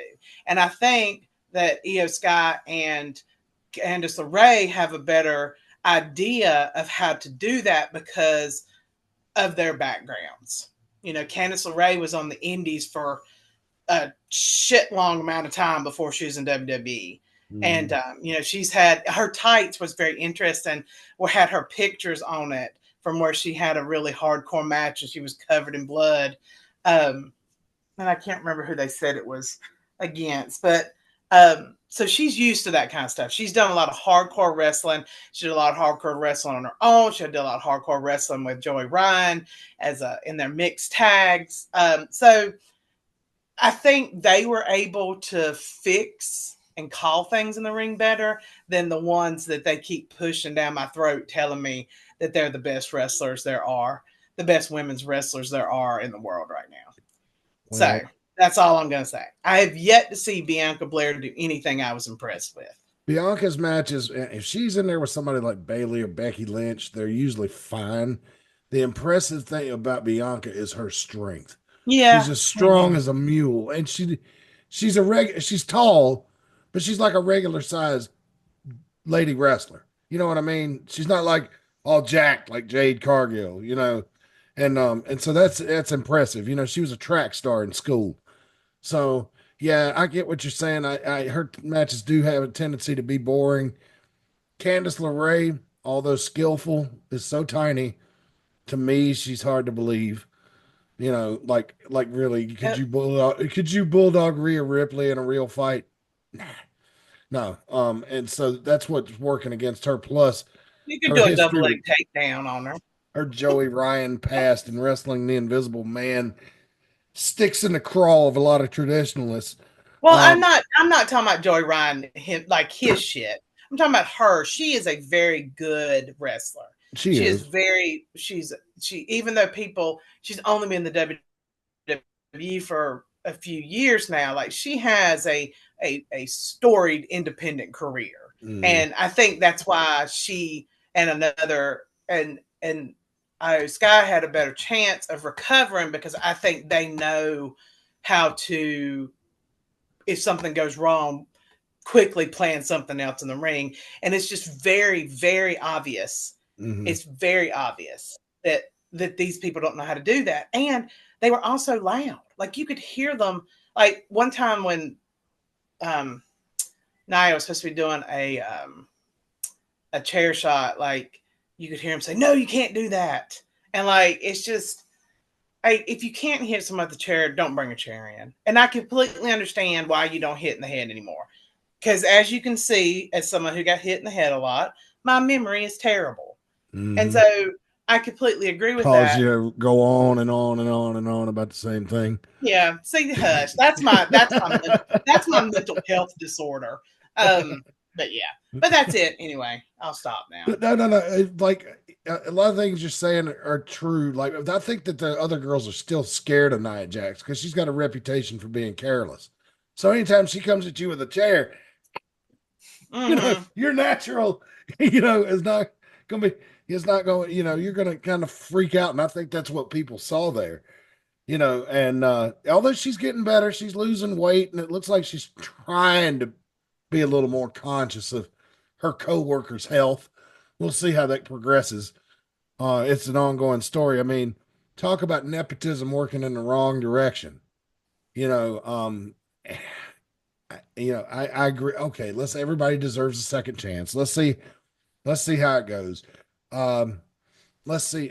EO Sky, though, I don't know if you guys saw the press conference after, but some reporter for some clickbait site was getting kind of snide with her, and just the way she was asking her questions was just like condescending, like she was talking down to the Japanese girl, and that got over like a fart in church with all the lady wrestlers up there on stage. I would just challenge that person, whoever you are, clickbait gal. Why don't you go up to her in a hotel bar and say some shit like that and see what happens? Because EO Sky does not strike me as the type of girl you'd want to fuck with. She does not. And speaking of, like, I loved the ending of that match. Yeah. I thought the ending between with Rhea Ripley was really good. And I even said you could tell how good she is because of how well she protected. Somebody help me with names. What the hell? It's been a rough day. Just the way she held her when she put her through the table, you could tell she's been very safe and very well trained. Oh yeah. So they call her what do they call her? The Empress of the Sky. I can't remember though. Asuka's the Empress of Tomorrow, so she can't be the Empress of the Sky. I can't remember what you call her either. Yeah, but you could tell like she, but that first part was rough to watch. So I mean, I'll kind of be glad when Asuka gets back. She's she's posting on social media, but she's always in her street clothes. Looks like she's out of the hospital, and her knee doesn't look like it's wrapped anymore. But her posts on social media are very infrequent. So I don't know, how long it's going to be till we see her again, and how many more years has she got? I mean, she's been wrestling pretty much full time in Japan, the Indies over here, and then in WWE for the last 20 years. And because one of the last times we were watching her wrestle, Jinky was like, "Boy, Asuka slowed down a whole lot." And I was like, "Yeah, well, she's got a bad knee, and she's 10 years older than she used to be." I mean, when she first came on the scene, age is undefeated, man. But anyway, so then they had the men's War Games match. I thought it was all right, but again, it's like everybody pulled something out from under the ring. Everybody, when they came to the ring, and it was just like, because the first War Games, you know how many weapons they used? One chair. When they pile drove Nikita Koloff twice on it. Remember that? Or did they even use a chair? Or did they just hit him with the spike pile? I just think they just spike pile drived him twice. They might not even use the chair. So, and I'm not saying that every War Games in the past has been without issue, as in, is my brother in the corner? Good, go. Or what was it? Put me in the figure 4 with Sid Vicious. So I'm not saying that stuff doesn't happen, because wasn't that War Games with my brother in the corner? Yeah. All right, go. And so it's not like they're all perfect, but it was rough, both of them. Yeah. And you don't have to have a women's War Games just because you're having a men's. You don't have to. What if you would just, instead of having that long ass War Games match, sprinkled a couple of more one-on-one girls matches in that we want to see? Because I mean, out of those 10 athletes, I could probably pick you out like 3 or 4 matches that'd be real good one-on-ones. Hell, give me Tiffany Stratton against Bayley. They've already done it once. I'd love to see it again. This time, do it on pay-per-view. Give them 20 minutes. Let's see what happens. You know, And I don't know. You're a much bigger fan than I am. How are you feeling about this Money in the Bank thing that they keep pulling every single time? Like when she pulled that out in the cage, I was like, there's no way. I mean, it's just how many times are they going to do that? And you're a bigger fan than I am, so I want to hear. And I know you like Tiffany Stratton, so tell me what you think. I think it's just what a dingus like Tiffany Stratton Toodles would do. She'd be indecisive. You know, if you took Tiffany Stratton out on a date, it'd take her 2 hours to figure out where the hell she wanted to eat. You know, like one of my old girlfriends that you know very well, Reagan. I mean, that same type of dingus ass personality. And it's just that is the I'm telling you, man, when she was coming up in gymnastics, there was some girl that had that personality that Tiffany hated so much. When they told her how to develop a bad guy wrestling character, Triple H said, "Is there somebody in your life that you remember through your childhood that you actually hate?" It was that type of personality that she came up with, and that's who she is on TV. And yeah, I think it is getting old, and I think that's what they're trying to do is like, God, bitch, would you just cash it in already? You know, That's true. I can see that. Yeah. But Tiffany, I mean, you're never going to get an unbiased thing with me. Ever since she did that Elimination Chamber match, and she dove off those fucking those pods they have in those. You know, I mean, was the highlight of that match. Man, like the girl can fly. I don't know how tall she is. I hadn't seen her wrestle in person yet. She's got to be 6'2", 6'3" with the lifts. Probably 5'11" without them. But she's that. Yeah, she's dating a little Austrian guy. That's what Gunther's group. Yeah, Gunther's sidekick, but he's coming out on his own too, and doing really well on Raw. That match was good, on that pay-per-view. Mm-hmm. But you know what? That Shinsuke Nakamura. Good God, I've always loved him, and I've always felt like, I mean, I love his entrance music. I love the way he comes in. I love his body movements. And when he won that belt, I was so excited. I was chatting with my friend who shall not be mentioned, and she was saying that she ran around her living room when she had it. I was super excited about that, and I love Shinsuke Nakamura. Did you notice LA Knight's? Did you notice LA Knight's face when he came to the ring? Did you see the look on his face? It's what Cornette calls resting job face. Like you could tell when they're on the way to the ring that they're going under and they're pissed off. Is that why he dropped the belt by accident? I don't know. I've heard things about his personality that he's kind of tough for promoters to deal with sometimes. I don't know any truth to that. Rick Diesel, have you ever heard anything about our friend Eli Drake? No, I mean, not recently. I mean, the only big complaint I had about that, and with the on commentary, Corey Graves and Michael Cole, they're like, well, if he doesn't win, then that means he left and he got a new character and he did all this stuff and he came back all new. And then, if he loses, then it's all for nothing. And I'm like, well, they gave away the match. I thought they did a little too, but Michael Cole, that's not the first time he's done that. During the Undertaker Brock Lesnar match, he kept saying throughout the match, boy, Undertaker doesn't look like himself. Now, was that because he knew what the ending was going to be, or is that because the Undertaker was concussed and to this day does not remember that match? God, that match was rough to watch. Yeah. Well, the Undertaker was out of it. Yeah. Brock pulled him through the whole thing, So Undertaker said on a podcast just a few weeks ago, he said he remembers getting ready for the match.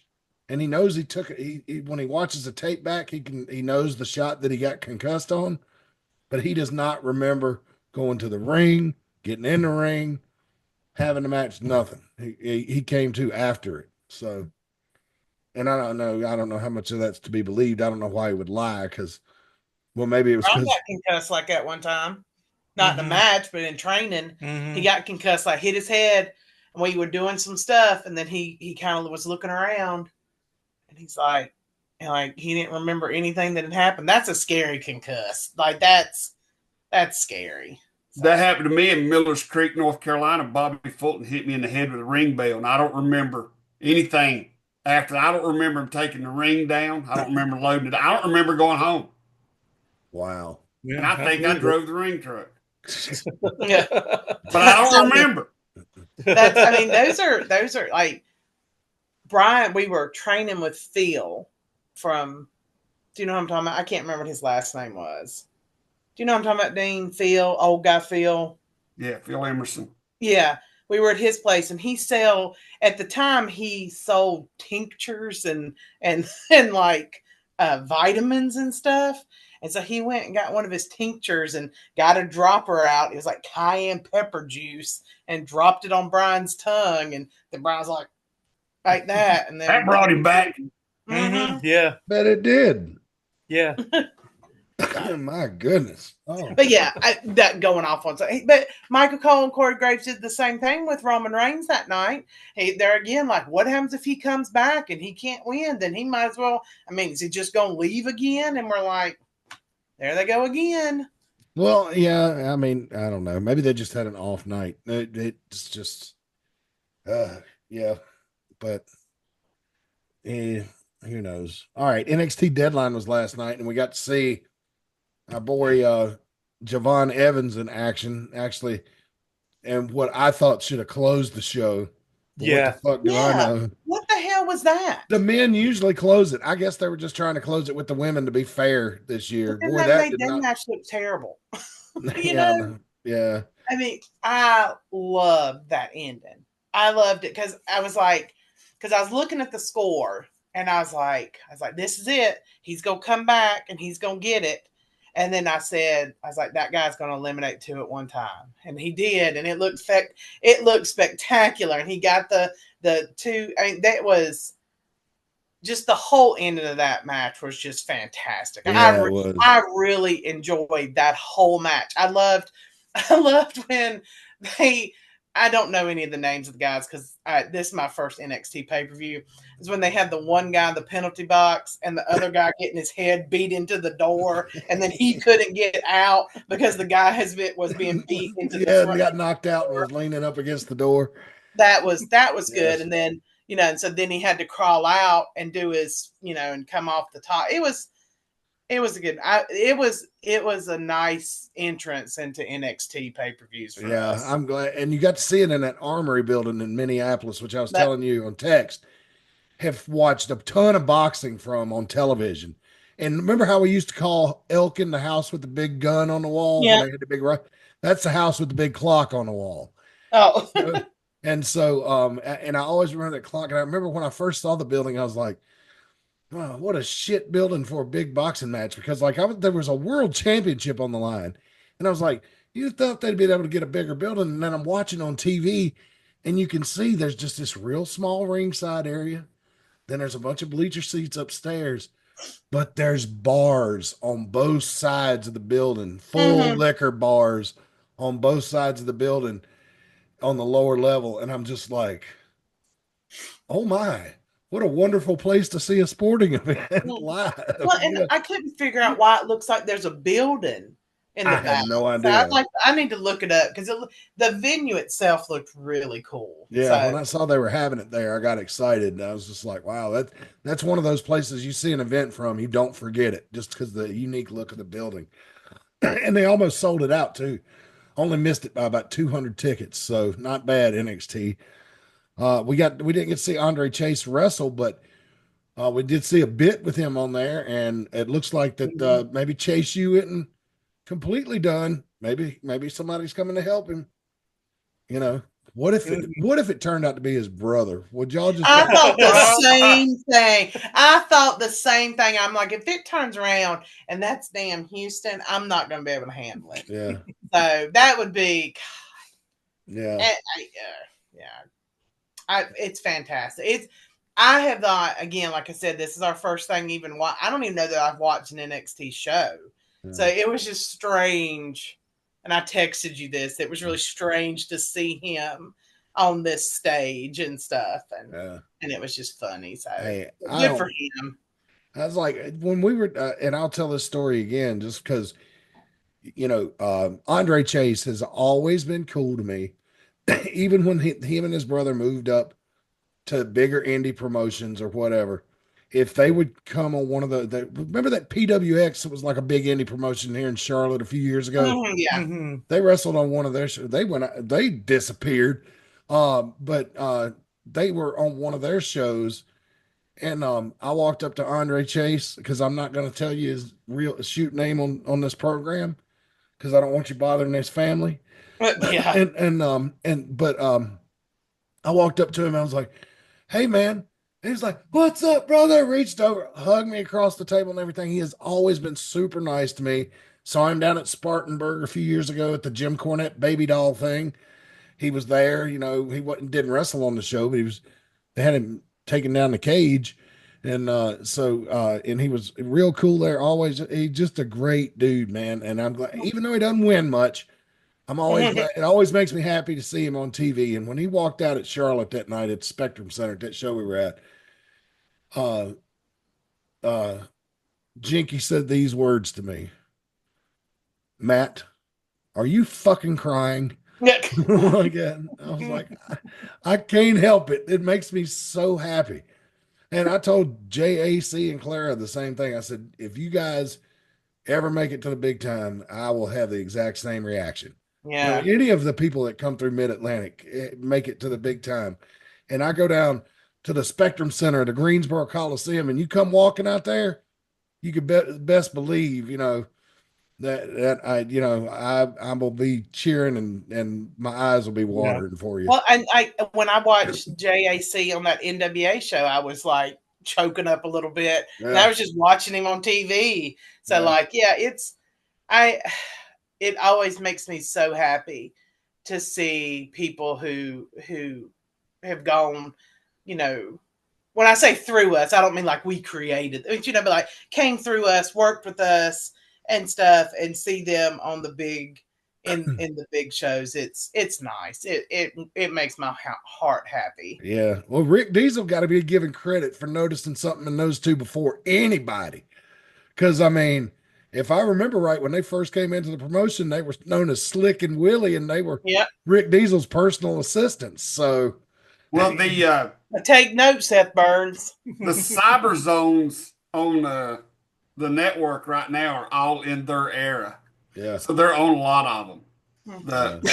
When they were with us back then. And I told Matt this last night, my very last wrestling match was against them in Pofftown. Yeah. My very last one. So that was another reason I was like, good Lord. Well, you got Andre Chase and and then you got Wheeler Yuta. Mm-hmm. A lot of people don't realize that, we have that, I like to put it up every year. It's about time for me to do that again. Oh, yeah. I've already put it up once on the. Have you? Yeah. Where they do the what's singing Jingle Bells. Yeah. Wheeler Yuta's in that video, Yeah. So. When I posted it last year, a comment went up as like, wow, man, it's hard to picture Yuta after seeing him with the beard, without the beard. It was like messing with his guy's in a head. Towel. Yeah. And Ty Tyson acting like he didn't know the words to Jingle Bells. Come on, Ty. Come on. Are you fucking serious? And then you got Adam Page. All those guys. Mm-hmm. Somebody told me last night that there's somebody else taking a lot of credit for Adam Page. I don't take credit from Adam Page, but I can tell you one thing. Adam Page did a lot of training in an AIWF ring when Justin Flash would bring him down here and they would work out in our rings. And Adam Page did a lot of learning here. Mm-hmm. I don't take no credit for Adam Page because whatever he done on his own. That's right. But he spent time here and he did learn some stuff here when he was a timid little 150-pound kid. Yeah, we're not been way young. We're not ever taught, like when I saw Adam Page at that AEW show a few years ago before the pandemic, I still had the same reaction when he came out to the ring. I was like, look, it's little Adam Page. And he's not little anymore. He's full grown. No. No, he's big now. I But mean, I just we're never trying to take credit for anybody that came through here. But we're damn proud that they did. We're glad that the people in Mount Airy got to see Jay Von Evans before he was Jay Von Evans, when he was Jay Malachi. We're glad that the Bravado brothers came through here, before Andre Chase. I mean, it's great. I mean, we used to hang our hat on being so proud that China and Bad Brad had a match before she got to the WWE. I mean, now she showed that one. That one we can take a little credit for. Yeah. Yeah, because she put in, I said 1,000 times, I'll say 1,000 more. She put in her book that she sat down and showed Triple H and Shawn Michaels the match between her and Bad Brad, and that's what made them like her. Yeah. Because even in her book, it's in freaking print, by God, that they would rewind it and watch it again sitting in that hotel room. So on that one, I might gloat a little bit. Yeah. But I agree. Like I would never take credit for any of these people's success other than to say they came through us. We gave them a chance. They did what they had to do. They went on and did what they had to do, and they put the work in, and they put the road work in. They did it, and we were on their path, and that makes me happy. So. Mm-hmm. We're proud to be a rung in their ladder that they climbed to the top. Yes. Yep. Yes. Absolutely. And I'll tell you this about Javon Evans, and I'll said it before and I'll say it again. Always polite. Yes, sir. No, sir. Yes, ma'am. No, ma'am. Just easy to work with. And I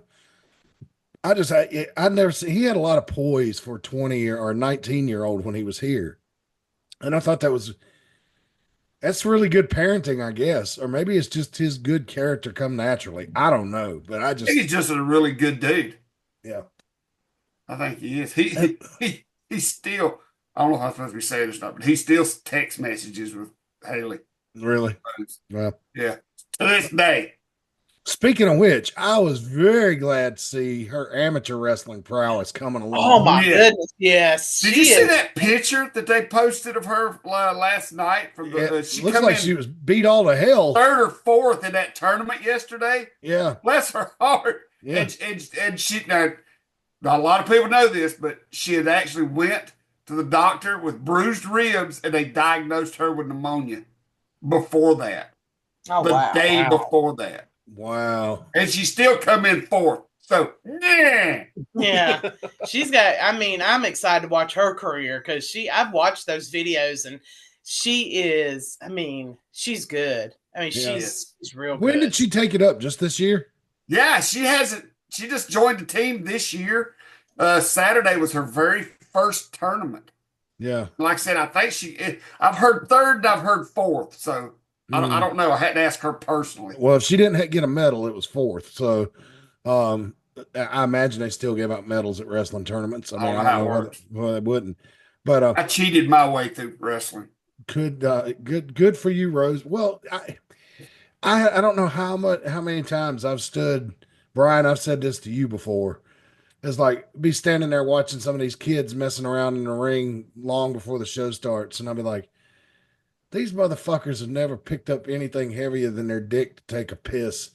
Never done anything athletic and are trying to get into a pro wrestling ring. And I don't understand. Some people can do it. Like Chris Severn admitted to me, he never played any kind of organized sport or whatever. And, he took to it, right? But that's the exception more than the rule, I think. You don't see it you see it a lot on the independents, granted. But at the top levels, most of them played at least t-ball or some kind of organized sport when they were kids. They were athletes, some kind of athletic background. And and to see Rose, like, to me, that tells me she's taking wrestling seriously. She's going in there, she's fighting boys. Yeah. So, because there's not a separate girls wrestling programs, and I would tell her this. If you beat some of those boys, and any of them other assholes try to tease those boys by saying, aha, you got beat by a girl, you stick up for that boy because he stepped onto the mat with you. The other motherfucker making fun of him didn't have the guts to suit up and step on the mat with you. You know what I'm saying? Exactly. Yeah. So put those bullies in their place. Tell them in no uncertain, polite high school terms what you think about, why they running their mouth. Why you running your mouth, you fucking coward. What did you do? Exactly. Yeah. You go home and talk shit on Call of Duty. You don't actually go out there and do anything. But anyway, so yeah, I love that. I saw that stuff pop up on social media, and I was just like, hey, way to go, Rose! Like, so that's very cool. And she's what? Is she a junior or senior this year? She actually is qualified to graduate early next year, so I think she's a junior this year. Oh, okay. But she can graduate early because she's damn smart too. Really good. She going to college? We don't know. I don't know. That's not something knows about. Yeah. I didn't think I would have that many questions about it, so I didn't. Sorry, I did get excited. Yeah, I've been pulling for that kid. I've been pulling for that kid to be successful for a long time. I know she's got good parents, so that's and she seems to be coming along just fine. So, but yeah. So, all right. I am out of topics. So I guess when we convene next week, we'll talk about Saturday night's main event. One quick thing. We did release the we talked about the women's title today on the Facebook. Because sis is she's let out, she's got cancer, she's going through chemo. I think she's talking about Sis Sasaki, right? Yes, our Mid Atlantic Women's Champion, yes. She's going through, all this stuff, and we've decided that we're going to put a pause on that belt until because she's always been a fighting champion, and so we want to put a pause on that belt and just keep it there for her until she gets better and she gets back in the ring and can defend that title. So that title is going to stay in her hands until she is back in the ring. So she'll be listed as the champion, but the championship's actually on a hiatus right now. Right. Yes. Okay. Yes. Well, sis, I hope you get better. There's another person with a positive attitude. At least first time I met her, didn't really think so much, but as she's been coming around more often, and I've been getting to know her, and I'm gonna tell you what, that match she had with when she won the title against Darcy, that was incredible. That was a very hard hitting match, and I was like, I remember thinking, boy, that's one tough broad right there, man. She proved it that night. So, sis, I hope you get better soon. We are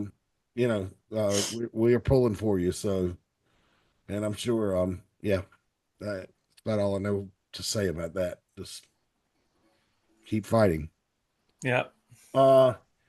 So there was one last thing, and I'll shut it down. There was a rumor going around that when Raw went back to Netflix, they were going back to the Attitude Era. Mm-hmm. Nick Khan and company shut that down this week, that they're still going to be family friendly. And I'm glad. I remember the late stages of the Attitude Era, and some real dark shit happened during that time.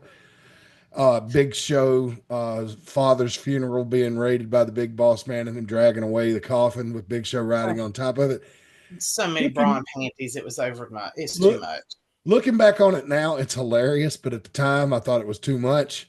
Especially the stuff with the Undertaker and the terrorists not long after September 11th. That was a little weird.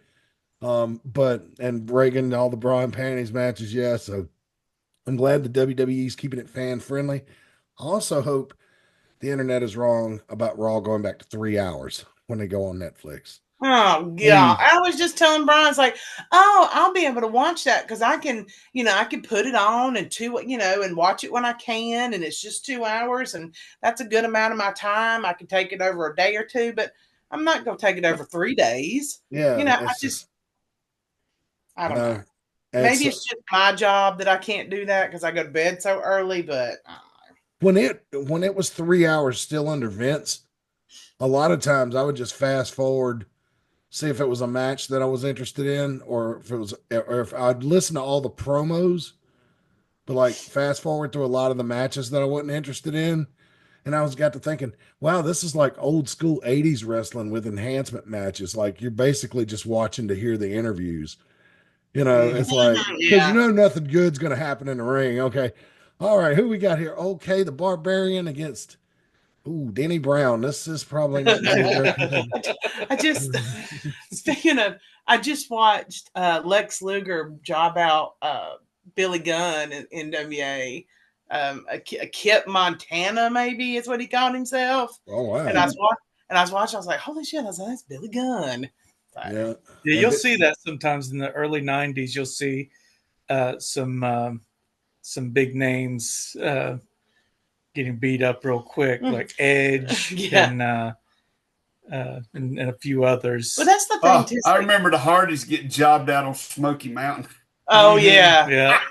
Well, like the thing too, like you said, you're fast forwarding to see the promos. Like, when you watch that, like say Saturday night, WCW Saturday night, that was kind of what you watched. You watched, mid-carders take on enhancement talent, but you were there because there were promos and stuff. Mm-hmm. But it's a lot easier to take in an hour of that than it is, or even 2 hours. But 3 hours, nobody's got time for that.